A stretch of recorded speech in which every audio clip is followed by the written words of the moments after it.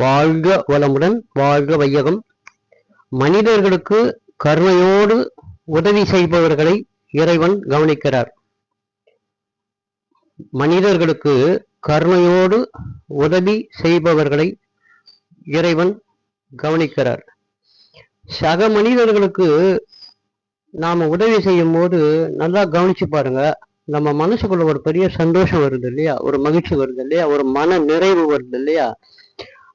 அந்த விஷயங்களை நம்ம தொடர்ந்து திரும்ப திரும்ப திரும்ப அந்த உதவி செய்யறதையும் அதை நினைச்சு நாம மகிழ்ச்சி அடைகிற அந்த உணர்வு அலைகள் இருக்குது இல்லையா, அதுதான் அந்த இறைத்தன்மை கிட்ட போய் சேர்ந்து அந்த இறைத்தன்மை மாபெரும் கருணையுள்ள அந்த இறைத்தன்மை நம்மளை கவனிச்சு திரும்ப திரும்ப திரும்ப அதை நம்மளை செய்ய வைக்குது.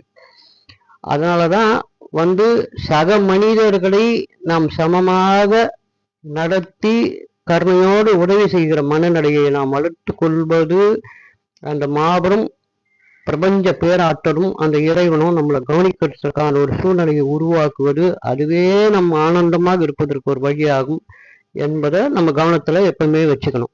வாழ்க வளமுடன், வாழ்க வையகம்.